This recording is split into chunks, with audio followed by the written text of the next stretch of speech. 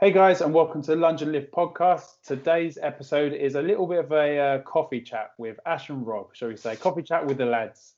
We thought we wanted to give a bit of an insight maybe into maybe our training, how we've gone through lockdown, maybe what's going to happen, what we've learned from lockdown, how we plan to come out of it, what does our businesses look like and change, and also maybe just some of the things that we've seen that's been going on, because the world's been pretty crazy at the moment, and maybe just some of our insights. And I think since we're quite in the functional fitness space, I think one of the craziest things obviously was the CrossFit situation, but now that seems to be slightly rectifying itself. You think? Yeah, I think so. I think, well, just to get everybody up to speed, if you haven't seen the headlines, basically Greg Glassman, the old owner and CEO, put out a racist tweet, which he got a lot of flack for, and the whole community was up in arms, basically de-affiliating, asking for his head. So as an attempt to satisfy them, he passed the CEO title on to Dave Castro, who's also reasonably unliked and did not address the glaring issues that people were highlighting, kind of hid behind the rogue comp that was happening at the time, and posted something about beef and broccoli instead.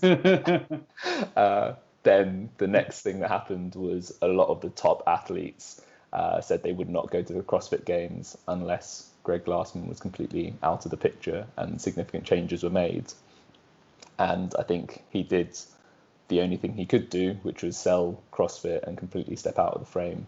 So he's now been bought out by, I can't remember his name, is it Eric something? Eric Roser or something like that. It was, yeah. He's kind of a tech entrepreneur with a lot of money who's also had an affiliate for 10 years. So he's proper OG CrossFit and loves it. He's 50 something. He's got like a 2-minute 40 Fran time, which is very impressive, given he's a masters athlete. And I think injecting some money into the business and also a changing of the guards will be a really positive thing. He's obviously a businessman, so he'll run the commercial side of the business much better. He's also a big fan of the CrossFit Games, so hopefully he'll look to develop the competitive side of the community, as well as having an appreciation for what it's like to be a box owner and sort of support that grassroots non-competitive side of CrossFit as well. So I think it's a really solid. I think it's a solid move on, say, like CrossFit's part as a whole, because it now does give that opportunity. As you said, he's a fan of the CrossFit Games, which obviously Glassman wasn't. He was like, that's the complete opposite of what his vision was. But I think the problem is with his vision per se is it evolved so much beyond what it started out as, and it got lost. And obviously then when he tried to bring back that vision, which was the cutting of everyone, it's like, we've got to bring it right back. It threw a massive spanner in the works. And it was a positive, especially like for all the media outlets and stuff like that, because then they were, even though they're all fired off, but they all started creating their own thing and becoming their own entities, like, you know, like the Buttery Bros and stuff like that as an example. They have now they're doing their own thing, which is a lot better than necessarily being just CrossFit. So, but I'm now interested to see, as he said, with that commercial sense that this Eric's got, I wonder what the difference will be when he comes. Like, are they now going to have to rebuild all those type of things that, say, Glassman got rid of? And it'll be really interesting. And I think, especially if they're looking to pursue CrossFit as a sport itself and like to make the competitive side grow, I do wonder how, if he's got if he's backing it so much, like how is that going to really influence, say, obviously Castro's last year program in the Games as well, isn't it? So maybe. I know, next thing you know, Froning goes, actually, I don't want to do it, and it'll still be him doing it. So it's a really interesting time, and I think I wonder, with a lot of people say, you know, not jumping the gun, but like de-affiliating and stuff like that, I do wonder, are people going to re-affiliate now? And I guess, like we mentioned before, is like the I guess CrossFit themselves are going to have to show the worth and say, look, this is why you pay $3,000 a month to affiliate with us, more than just being on our CrossFit website saying that you're a box. and having the Open every year and giving you a PDF to print out. So it does make me wonder. I think as a box owner, you'll probably be really looking forward to seeing where they take it, especially because, as you said, he is a box owner himself, or was, or whether he's still got it or not. So that'd be really interesting. So I think where people were saying the CrossFit was dying out now, that's it. They're gone because of the madman and stuff like that. I can see this being a real positive light. I do still think that maybe someone like Nike is now going to really start try and dominate this, because obviously now Reebok have obviously finished their stuff. So I do wonder if Nike are now going to come in and really take the reins, and that'll be awesome. Yeah, I think so. I think if this guy's commercially minded, he'll recognise the power of big partnerships and big brands, getting them on side. So that could be one of the value offerings to the affiliates to try and justify that annual fee. Because the other thing that's interesting now is that obviously lockdowns changed everything, and gyms have had to change their business models as to how they make money.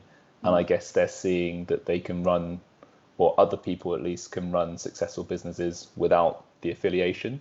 So rather than thinking, oh yeah, of course I've got to pay my affiliate fee because I'm a CrossFit gym, you're thinking, actually, everyone else seems to be doing all right without being an affiliate. So what's the business case? Like, how can I justify this $3,000 a year to actually be a worthwhile investment? Versus before it was the default is that you had to pay that, and that was the standard. Yeah, I think it is crazy the amount of, say, gyms that did de-affiliate. Didn't you have a bet or something like that? Yeah.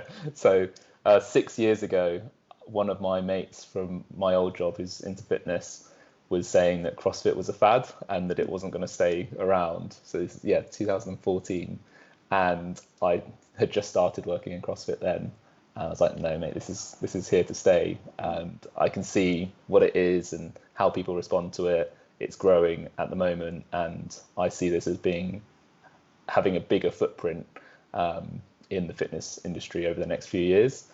So we made a bet that there would be more affiliates in the UK in 6 years, 6 years time. I said that, and he said there'd be less affiliates in the UK in 6 years time, and that the numbers would be dropping because it was dying out. And the whole 6 years, so that was 2014, the whole 6 years, there's only more and more and more affiliates growing in the UK. And I was like, yeah, this is in the bag. It's absolutely sweet. But the bet expired on Friday, 26th of June. So that was like the 2 weeks leading into that when Glassman put the tweet out, and thousands started de-affiliating across the world. So he actually pulled together a spreadsheet to try and keep track of how many in the UK were dropping off.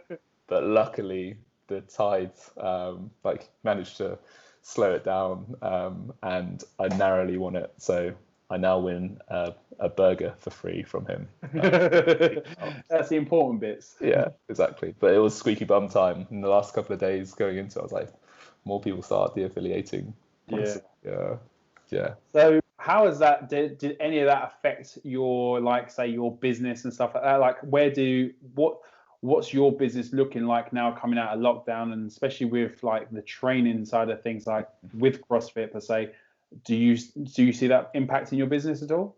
I think a few athletes have had some concerns about the future of the sport, because when the press was most aggressive against CrossFit, and there's loads of people speaking out and pulling out of the games, and there's doubt about whether the games would even go ahead because so many people were dropping out, and it became a bit of a farce.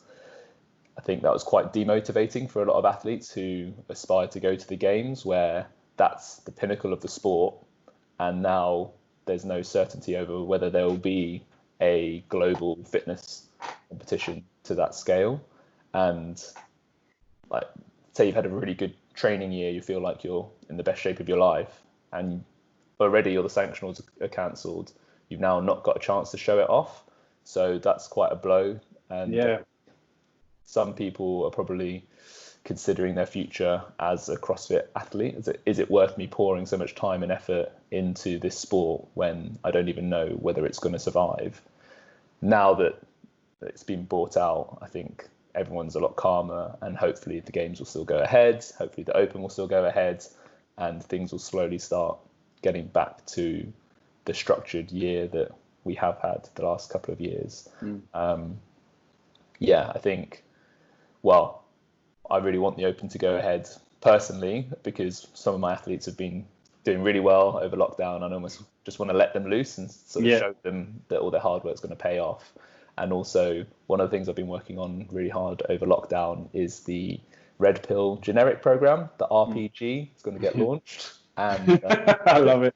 Yeah, we're quite pleased with that. And basically, it was a thought exercise between the Red Pill coaches. Like, how can we create a program that covers all the different areas of CrossFit in just 90 to 120 minutes a day? So not that much training for someone who trains very seriously. A lot of people do more.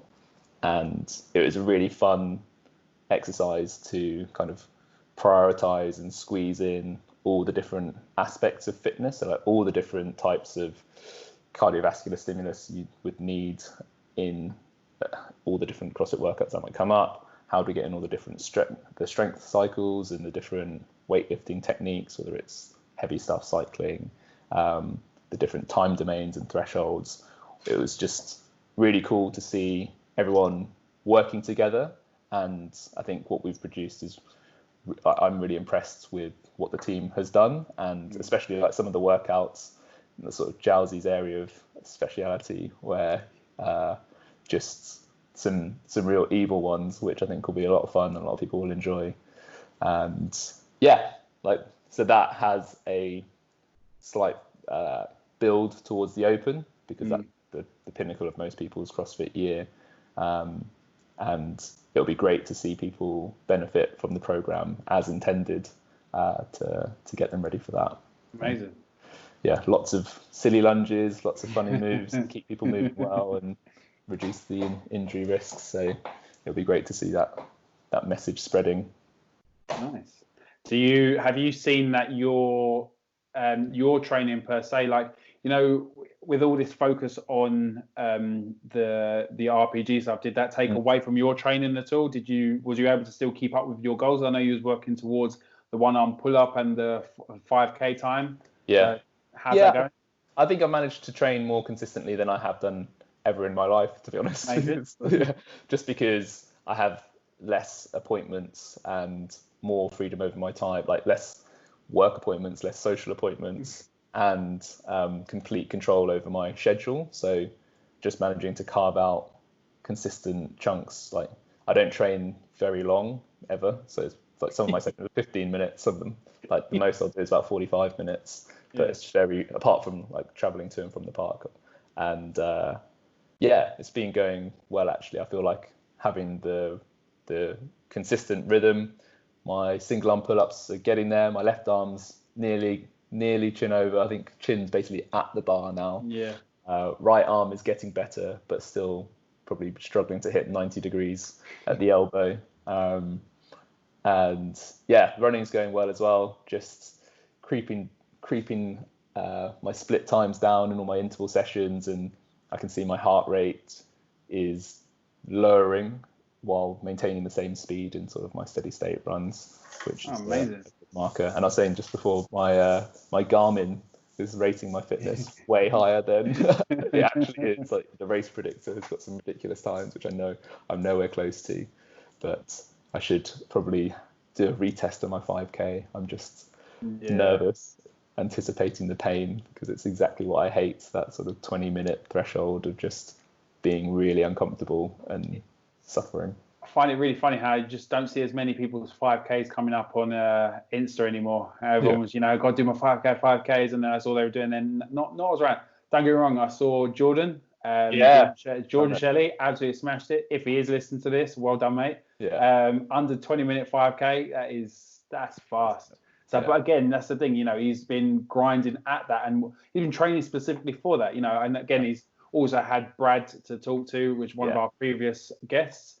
Knows ahead of what he's about to be doing this charity run, the 3-5-6 shuffle. So that's a long way to be going around a 400-meter track. That's psychologically very tough. Like, when there's no change in scenery. Yeah, when you're doing it for good cause and stuff like that, it's really good. So that'd be really good to see how that goes on. But it's good to see. I guess one of the reasons why your 5K will hopefully be coming down is because you've been working off, improving your splits rather than just constantly running a 5K. Oh yeah, I've done one 5K in lockdown. One like 5K test. Yeah. So my training schedule is basically I'll do upper body one day, run the next day, and upper body will alternate between dips and pull-ups, and running will alternate between intervals and steady state or like lunging.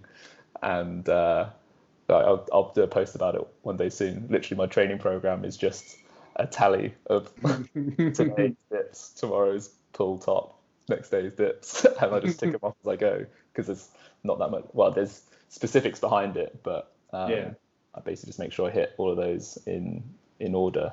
And one of the reasons I got into running was when I got my Garmin, just seeing all the data, and it just gives you something to aim for. So say I'm doing 400 meter intervals, I know what my average time was for those 400 with what, and it's very clear to see whether I'm getting fitter or not. And it's been really fun. Like I had a session with Jowsey working on my run mechanics, because when I had one stupid like high volume month where I just thought I'd run like every day and my mileage went through the roof, and I tore my MCL when I was playing rugby, so I've always had a bit of a knee niggle, and it sort of started coming out. So I was like, let's just get on this early, sort that out, and now my body feels better than ever when running, and it's been a really nice journey. Amazing. I've never liked cardio. I feel like I actually I'm enjoying it now. So yeah, how's your training going, mate?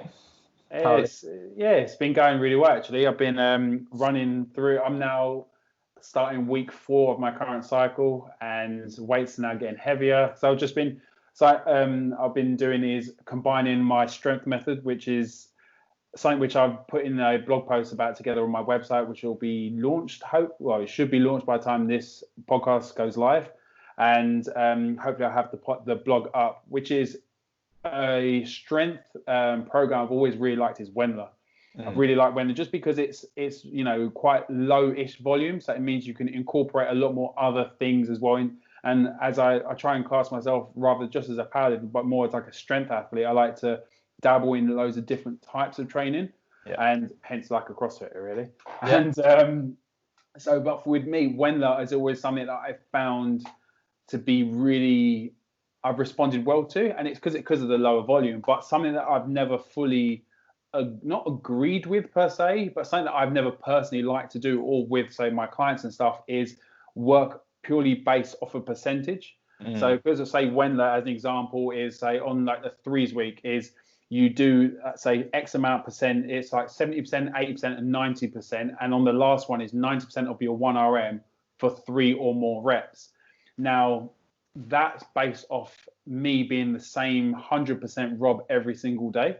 So something that I done with my strength method was kind of like flip that and build to a heavy 3 for the day. So I've got a parameter. So I say, for instance, 90 kilos, say, is a max. I then say, right, I know I want to be roughly between, say, 85 and 95. So I've given myself a bit of scope. So if it's not really a great day, I'll probably still hit 85 anyway. And if it's a really good day, I might hit 95, or maybe I could push a little bit more, but that's not necessarily the goal. And then what I do then is then base percentages off of what I hit for the day. So then I work down. So I go off. So say using my 3s week as an example, I go 90% of what I hit for 3 reps. Then I go down to 80% for 5 reps. And then the last one is I do a 60-second AMRAP of 70% as an example. But what I say is the minimum is I have to do 7 or more reps before I can rack the bar. So I just try and rep it out as much as I can. So then I'm taking volume based off the person I am on that day. I'm then going to stress the body a little bit less through the joints, doing as many reps as possible. And then I'm also giving myself a time domain rather than a number to hit. So it means I can hit whatever I want because I'm just repping it out. So obviously I've said 7 or more. So that's my bare minimum work, which I will always hit in 60 seconds. So then it's about the type of person that's lifting that weight that day. So it's just a bit of fun that I've been dabbling with, and I've been mixing that, which is on my deadlifts and my bench, and I've been doing it with the Russian squat cycle, which has been good. For me, frequency is key. If I want to get myself good with the movement again. Yeah. And squatting is just something which hasn't felt that great, because I went back to high bar and I've just recently come back to low bar. So because it's 3 times a week squatting, and I was playing around at 80% for the 3 weeks, it's now feeling really good. Just done my 5x5 at 85% yesterday and felt really good. So yeah, training is going really well. And I think because I've not had necessarily, it was hard because at certain points, you're looking on social media, you're seeing other people lifting lifts, and you're thinking, fuck, I used to be strong. Now I'm a weak piece of shit. But it's just, at the same time, for me, I had to always remind myself just like that, to just stay in my own lane and focus on me and just understand where I am at this moment in time. Yeah. And once I kind of got over that, I felt I just got better. I just had a better mindset. Everything just felt good. I then wasn't judging myself based off my performance of, say, who I was, say, 5 years ago, I'm now focusing on the man that I am today. So training has been it's been going really well. And it was nice because obviously at the start of lockdown, there was a bit of like, a bit of demotivation and stuff like that, which was, I think a lot of people struggled with. But, I do have the luxury of having pretty much my own home gym, which I've built up, and now I have no excuses really. So it's quite nice. But that's good, mate. Yeah, I think with the training side of things, I'm just trying to enjoy it more as well, because I was trying to do so much different styles of cardio, trying to do so much this, and I've just kind of like taken a step back and really have an actual think, what am I doing and why do I want to do it, rather than what is everyone else doing and I want to be better than everyone else, and just means you never get better than anyone. Exactly. So, I think it's a hard question to answer. Is like, what do you actually want versus what do you feel you should want, or what do you feel you should do?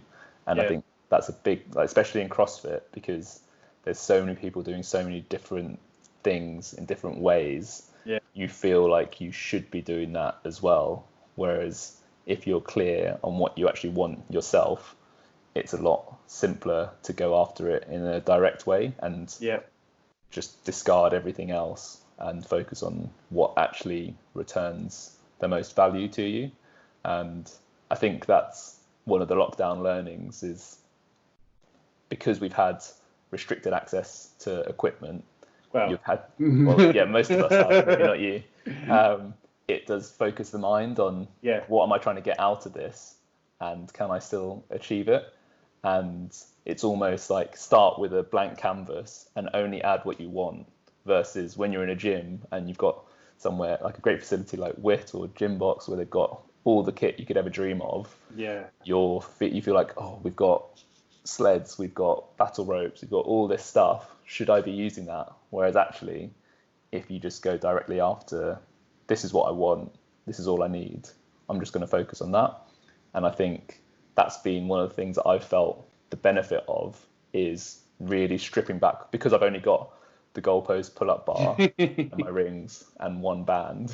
Like the things I can work on, I've worked on them more consistently than ever, and I've felt a lot of benefit. And similar to you with your squats, the frequency component as well. Like I don't think I'm training as hard as I was, or I probably was training for a little bit longer when I was going to the gym, just because I was chatting to people and stuff like that as well, the component. But training more often, little and often, I feel like that's really benefited me, and just keeping all the motor patterns fresh, and you can feel the progress. Like if I say I did pull-ups a week apart, I would feel some benefit and some improvement, but doing them like 3 days apart, I feel loads. I really because you can still remember the feeling, and it's I think as you say, it's like with the gym component, you feel like, cool, I'm in the gym, so I've got to kind of use everything, if you know what I mean. Whereas like say 2 of my sessions recently that I done was I did squats, bench press, and then I did 15 minutes of sandbag carries. That was it. So it's just like I did 60-second carry and a 2-minute rest. So, and that was it. And then another session was it was deadlifts, and then I did 100 bicep curls, as heavy as possibly could. And so they were like, but the thing, it was like, say 50 on each arm. So there's a lot of them were hammers or whatever it was, but the heaviest dumbbells that I had. And I felt so good after that session. I didn't do any cardio. I didn't do any other accessory stuff. I just kept it to the bare minimum. Don't get me wrong. Have I now missed out on some hamstring gains and this? Yes, I probably have. But also going into the next day of training, I felt absolutely amazing. And that's definitely, I found an influence in my programming that I say created with that Rob Strength Method thing, where with my group coaching that I want to re-release at the same time is I've realized the thing of volume as well and how to get it just right for, say, when you've got an hour to train, because even though I can essentially train for as long as I want, I really can't, because I've got one working, obviously now I've got more clients and stuff like that. Also, I've got a wife and a daughter that I can't, I'm just going out to the shed for 2 hours. It's like, I can't really do that. So most of my sessions are about 45 to an hour long, and which is still quite a long time. But that's also because you've got to think, I'm doing a 5x5, say, back squat. Then I'm doing, say, build to heavy through in a bench press. So that took up like 40 odd minutes. So then I did an EMOM afterwards of just some American swings and some sandbag squats. But that was because I saw the amount of time. I was like, oh, shit, I should probably move quicker here. So then that's why I added the intensity of every minute on the minute. But just something on you touched on there and the question, one of Chris Williamson's latest Modern Wisdom podcasts, he did one saying how to work out what you want from life. And it's a really interesting podcast because it's exactly that. It's like, it's very easy to live a life based on what you want, but is that really what you want to want? Yeah. And when you think, and sometimes you need to actually step back, which is what lockdown did for a lot of people, gave them the opportunity to step back and actually have a think. So it's a really good podcast and worth listening to. And it's all based off this blog post. Which is about like an hour-long read, and I need to actually read that. But it looked really, really good. So great episode. But yeah, with your lockdown learnings, have you implemented any more things? Like, I started my cold showers. I started this. Everyone's now obviously focusing on nasal breathing. They're doing cold showers. They're doing all these things. So for instance, with myself, I'm still doing my cold showers. I did that 4-week challenge and I haven't stopped. Went down to Margate on the weekend, got in the sea because it was nice and cold. And I was like, do you know what? That was fun. That was like that's like the extreme cold exposure, isn't it? Because especially, so, do you know, just a side note, Margate, the sea was so clear. Really? Like, clear sea, beautiful beach. And that was the main beach because one of my clients has an apartment opposite there. And I just didn't expect that for Margate. It was so nice. There you go. Yeah. So what are some things that you've been putting through? So I've started doing cold showers again. Nice. Inspired by you, and it's been great. It's one of to start with, the first few, it's quite unpleasant, but now I actually really look forward to it. I only do 30 seconds at the end. And I think it does just force you into the moment. It removes a lot of distractions and thoughts running around your head.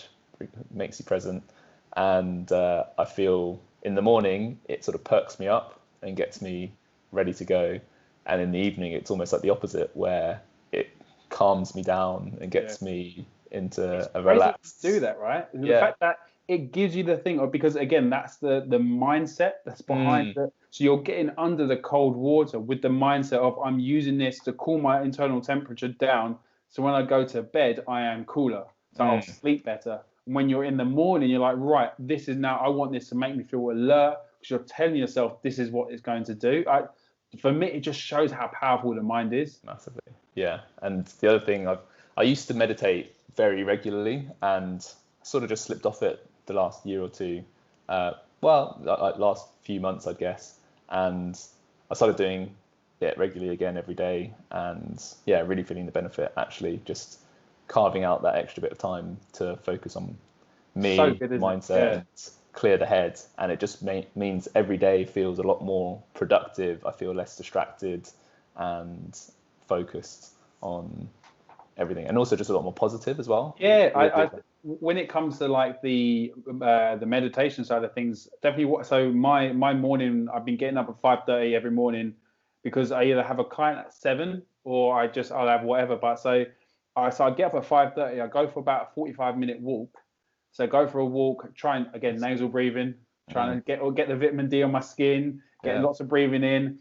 And then after that, I come back and do my meditation. And I was listening to, I fuck, what's his name? Sam Harris. Yeah, Sam Harris. Although he did like an awaken. It did like a guided meditation that you listen to. So I did that for the free trial for 5 days or something it was. And then since then I'm doing basically, I've just recently got an Aura ring.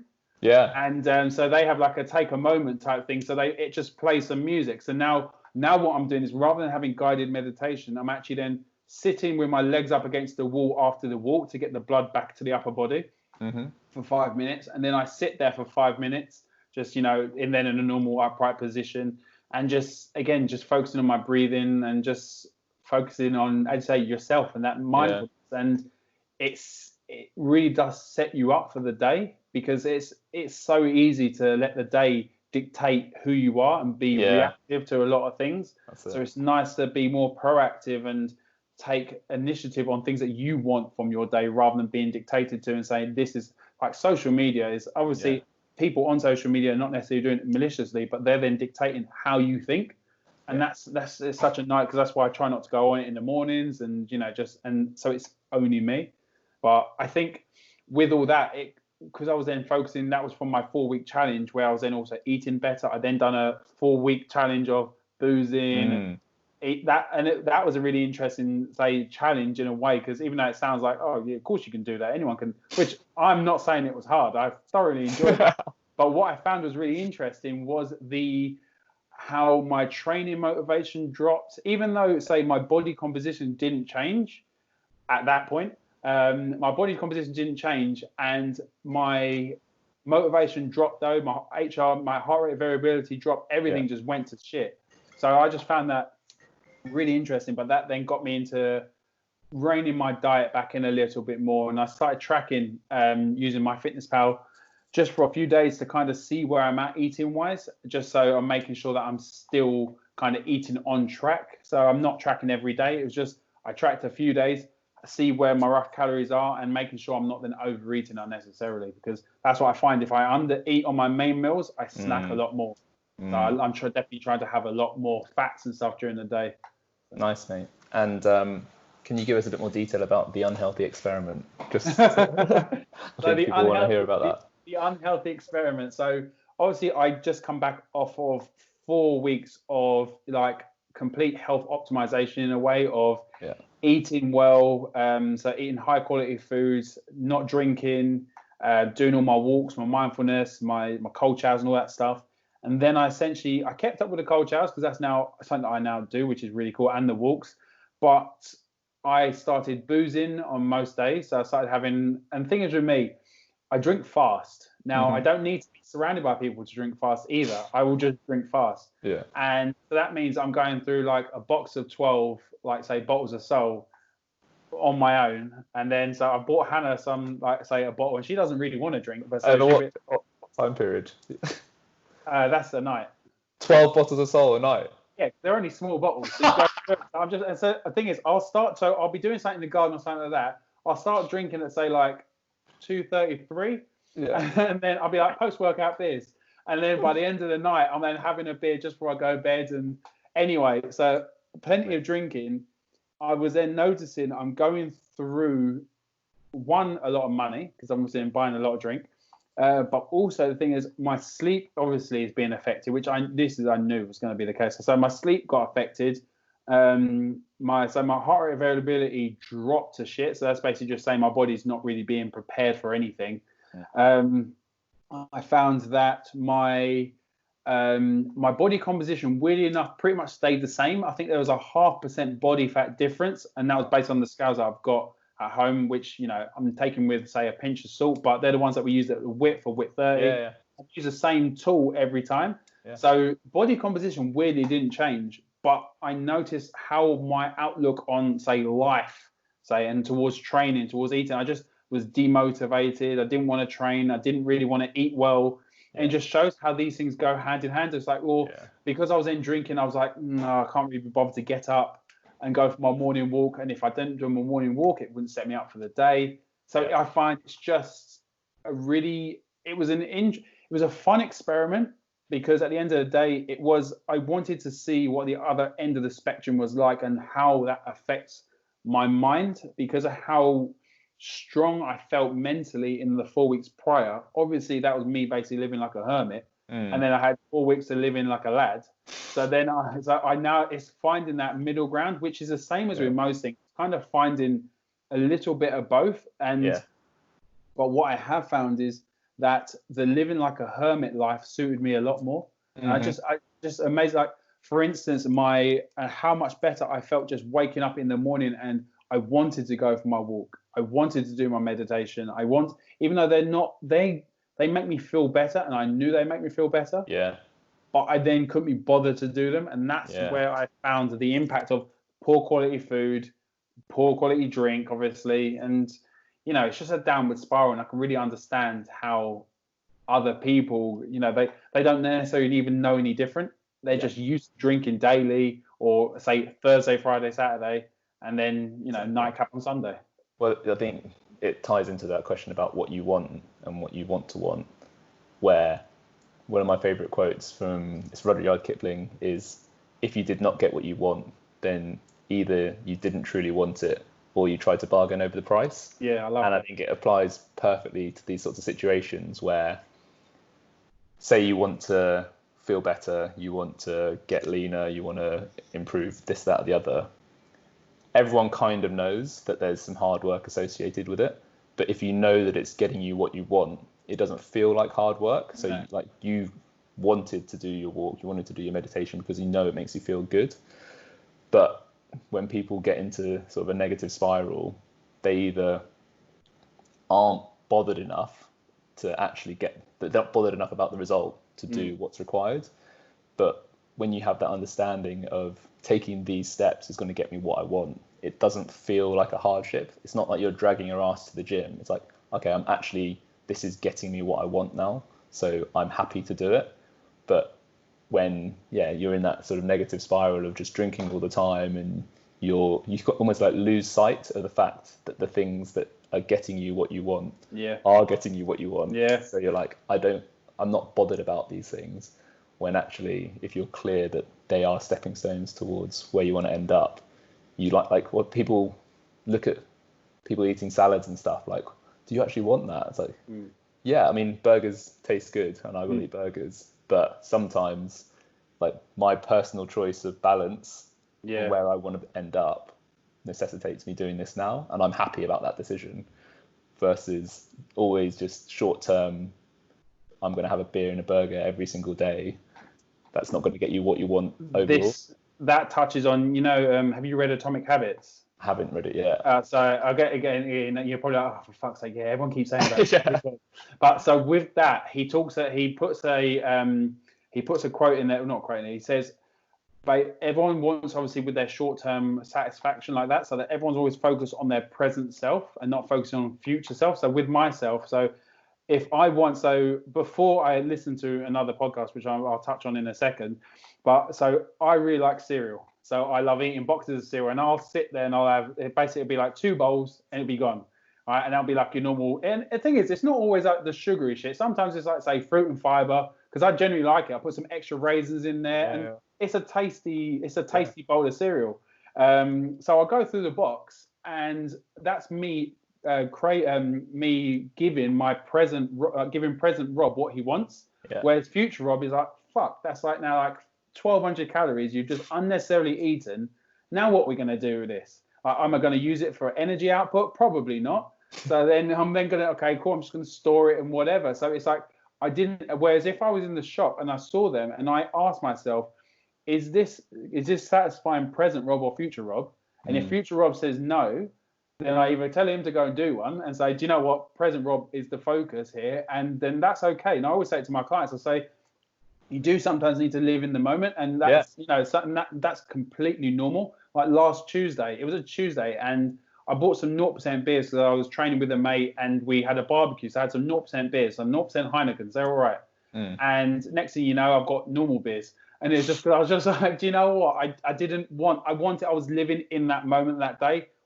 Sunny day, and that was completely fine. It's worth it, yeah. But what it did do then, that meant the rest of that week, I was just like, nah, I've had beers already, I'll have some more beers. I was then drinking again all week, and I was like, for fuck's sake. But it's that what I understand it's the habits that you create that then the knock-on effect.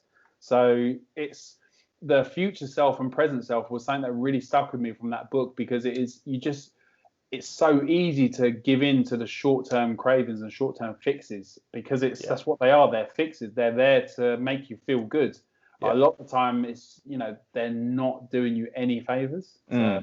Yeah, and I think that's it. It's the personal trade-off. Like sometimes it's well worth it. Sometimes, having a few drinks, having that quote unquote unhealthy meal is worth it, and it's not worth living like a hermit 100% of the time, because you miss out on so much of life. But just having a bit of awareness as to where you're making those trade-offs, getting the maximum value out of it, I think can seem quite a clinical way of approaching your fun, but actually I think it's a way of maximizing your fun. You're like 100%. I'm going, like, this is my night, I'm going all in, maximizing fun and completely disregarding health in this instance. And actually you get more from both ends. Then you're getting more fun because you're not feeling bad about drinking and eating. You're not having the light beers or the gin and tonics you don't really like. You're having the cocktails, you're having the premium beers. You're in the moment. You're experiencing, and you say that because it's I often live in the grey, where it's just like, I'll have the Bud Light, I'll have the this. Don't get me wrong, I like Bud Light. It's nice, but it's a drink that doesn't even touch the side, because it's like drinking water. So it's like, then what good is that doing anyone? I'm just drinking alcohol for no reason. So it is funny sometimes, the realizations that you have. And but just I want to touch on that thing I mentioned about that podcast I heard, was when, so I'd never heard this before, but basically the guy that come up with Kellogg's cereal, so I can't remember his name, but basically Mr. Kellogg, Mr. Kellogg himself, right? Basically, he apparently was someone that doesn't want to have sex. So basically he's basically, what was that again? Celibate. Yeah, basically celibate, right? He had a wife, they adopted kids because he didn't believe in having sex. So then he created this grains product essentially, and when he come up with the Kellogg's, the cornflakes, and that started that would then affect hormones. Basically, wouldn't make you want to basically affect your testosterone levels and stuff like that. Now, how much of that is true? Well, there's studies and shit out there that might tell you one way and probably tell you the other way as well. So I'm not taking that as gospel, but the fact that the initial maybe intent was to drop men's, say, libido, kind of made me think, do you know what? I know we've moved on. We've just put more sugar and shit in the cereals and they're even tastier now, but maybe I should stop eating them as much. So it's just, if you are interested, look up about the Kellogg's and how it come about. So, and then make your own decision on that. But I find that quite interesting. But I just thought it'd be quite nice to just finish off this podcast, because I realised we've been chatting for quite a bit. This is then what used to happen in the gym, where Sam would just be chatting away and you end up an hour in. It's like, oh shit. So just what do you feel from this lockdown that you are hopefully going to come out? Are you going to change anything when it comes to like your business or training? Like what does your post lockdown look like? Good question. I think major learnings for me is how much I enjoy being outside. Almost, the weather's obviously been great a lot of the time during lockdown, but even when it's not, like today was a bit grey and drizzly, but still going out for like a 20-minute jog just feels good.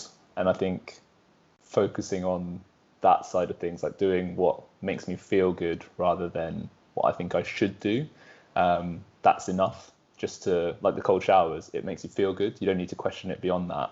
It's just something that's a positive thing to build into your day. And all the cheesy cliches of just enjoying the little things. So like having a really nice coffee in the morning and taking a bit of time to just actually enjoy it rather than getting it in to get your caffeine fix so you're ready to go. I think, another cheesy cliche, just taking time to smell the flowers and actually just enjoy what you're doing. I think getting removed from the normal hustle and bustle of London life for a while has given me a bit more perspective on what gives me most satisfaction work-wise and I actually feel like I can live a simpler life and be happier with it. Whereas I think when, coming from the rat race and everyone in London's just, there's a very high energy, stressful, competitive buzz, and stripping that away, like actually these simple things are what makes me happy. Just friends and family, simple pleasures, nature, and simple training as well has been a real joy, just to chip away, enjoying slow progress. And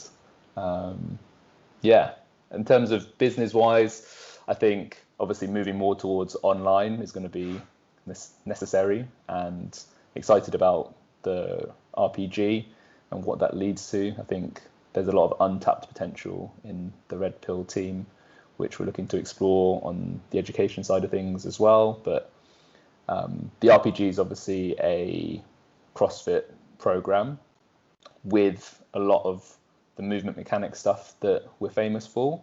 But I feel like we can leverage that knowledge to an even greater extent, which is kind of why I got into fitness in the first place, is realizing that there was a big population of people who are underserved by traditional healthcare in terms of coming back from injuries or just moving better and addressing dysfunction. And I think the RPG will be a good trial run for how we can spread that knowledge wider and more effectively.